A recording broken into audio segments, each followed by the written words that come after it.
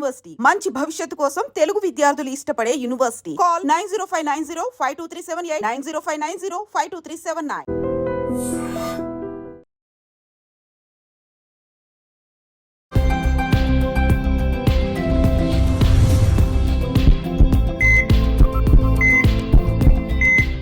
నమస్తే, welcome to healthy conversations with I dream. నేను మీ Jhansi. So చాలా మందిలో ఉండే డౌట్ ఏంటంటే, ఇంట్లో నాన్ వెజ్ తిన్నప్పుడు కానీ లేకపోతే fish, especially fish, either it is salt fish లేకపోతే నార్మల్గా రెగ్యులర్గా వండుకునే ఫిష్ ఏదైనా సరే తిన్నప్పుడు పెరుగన్నం తినకూడదు ఇలా చెప్తూ ఉంటారు కదా. సో దీన్ని నిజంగా తినకూడదు, దీని వెనుక లాజిక్ ఏంటి, తినొచ్చా తెలుసుకుందాము. ప్రస్తుతం అంతా ఉన్నారు ఫిడికస్ హాస్పిటల్ నుంచి హోమియోపతి డాక్టర్ భరద్వాజ్ గారు, మాట్లాడేద్దాం.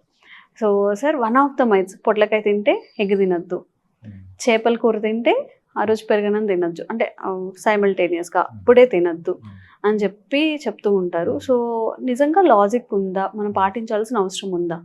సో ఒక చిన్న స్టోరీ గుర్తొస్తుంది. మా ఇంట్లో మా నానమ్మ ఉంటారు, ఆమెకి 90 years, ఇప్పుడు మాతోనే ఉంటారు. బాగా హెల్దీగా ఉంటారు, మాతోనే ఉంటారు అనమాట.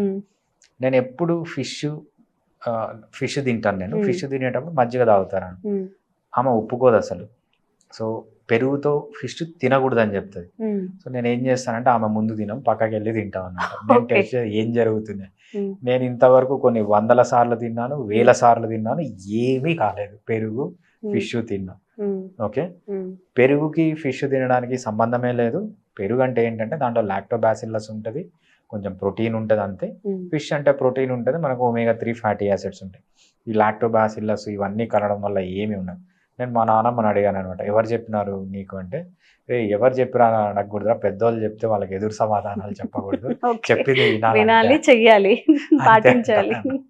అట్లనే 2-3 సార్లు అడిగినా. ఎక్కడ చూసినా అంటే, ఒక పెద్ద బాబా ఉంటాడు తమిళనాడులో, ఫేమస్ ఆయన చెప్తూ ఉంటాడు అని చెప్పింది. పేరు చెప్పట్లేదు ఆయనది. సో తమిళనాడులో పెద్ద బాబా అంటే మనకు అందరికి తెలిసిన బాబా అని ఆయన చెప్పాడు అంటారు. సో ఏం చెప్తున్నాడు ఈయన వీడియోలు అని నేను కొన్ని సర్చ్ చేశాను అనమాట. ఆయన ఎక్కువ ఇది ఫర్మెంటెడ్ ఫుడ్స్, తర్వాత గట్ బ్యాక్టీరియా గురించి ఏదేదో చెప్తుంటాడు. ఆయన చెప్పే 100 wordsలో 100 దాంట్లలో 99 రాంగ్ అనమాట మళ్ళీ. కాకపోతే ఆయన మాట్లాడే ఇంగ్లీష్ కానీ, ఆయన పాష్ ఇంగ్లీష్ కానీ చూసేయమంటా అంటే ఈయన పెద్ద సైంటిస్ట్ అనుకుంటారు. ఆయన చెప్పే దాంట్లో 100 చెప్తే దాంట్లో 99 తప్పే. ఆయన మెయిన్గా ఏంటి ఫర్మెంటెడ్ ఫుడ్స్ గురించి చెప్పాడు. వాచ్ చేస్తే ఆయన చెప్పింది మొత్తం తప్పే ఫర్మెంటెడ్ ఫుడ్స్ గురించి. సో అట్లా బాబాలు కానీ మన పూర్వీకులు చెప్పేదాన్ని కానీ అంటే మనము ఈ చెవులో విని ఈ చెవులో వదిలేయడం మంచిది. సో మీరు ఫాలో కావాల్సింది ఎట్లా అంటే, మంచి సైంటిస్ట్ని, ఫర్ ఎగ్జాంపుల్ ఫర్మెంటెడ్ ఫుడ్స్ గురించి మాట్లాడుతున్నారు. ఫర్మెంటెడ్ ఫుడ్స్ గురించి రీసెర్చ్ చేసిన సైంటిస్టులు చాలామంది ఉన్నారు. ముందు మనకు దానికి యాక్సెస్ ఉండేది కాదు. మీరు జస్ట్ పబ్మెడ్కి కానీ లేకపోతే గూగుల్ స్కాలర్స్లోకి కానీ వెళ్ళి latest scientific research on fermented food కొట్టండి, లేకపోతే కర్డ్ కొట్టండి, మంచి లేటెస్ట్ ఇన్ఫర్మేషన్ వస్తుంది. దాన్ని ఫాలో కావాలంతే తప్పితే, సో మన బాబాలు చెప్పినారు, తాతయ్య చెప్పింది, నానమ్మ చెప్పినాడు, వాళ్ళకి ఎదురు చెప్పకూడదు. ఎదురు చెప్పకండి, ఈ చెవులో విని ఈ చెవులో వదిలేసి. Okay okay. అంటే నిజంగా డైజెషన్ ఇష్యూస్ ఏమి రావా?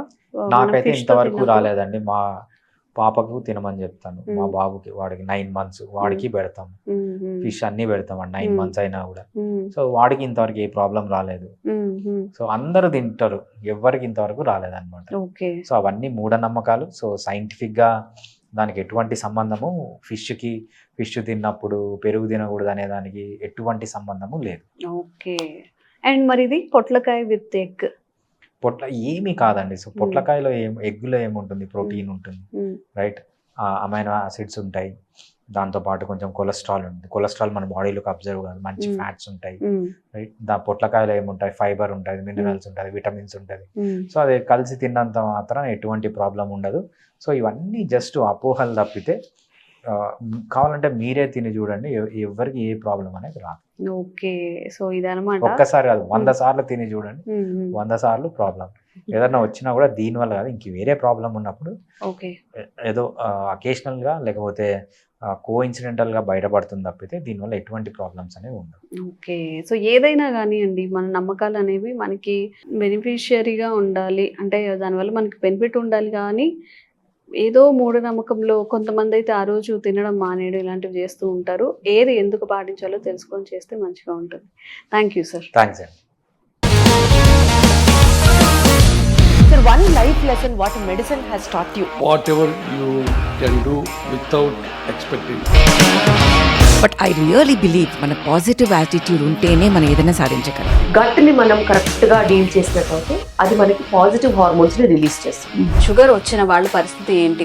పొట్ట దగ్గర పెరిగితే దాన్ని ఆండ్రాయిడ్ అంటారు, ఆండ్రాయిడ్ ఫోన్ కదా. అసలు థాట్స్ ఎందుకు వస్తాయి? బ్రెయిన్ డెడ్ అంటే దానికి ప్రపంచం అంతా కూడా కొన్ని నిర్దిష్టమైనటువంటి లక్షణాలు ఉన్నాయి. మానసికంగా ధైర్యంగా ఉంటే క్యాన్సర్ జయించవచ్చు. You are a doctor for a cause sir, అంతే. వాళ్ళకి వచ్చిన ఆదాయం కాకుండా ఫ్రీ సర్వీస్ ఎంతమందికో చేస్తారు.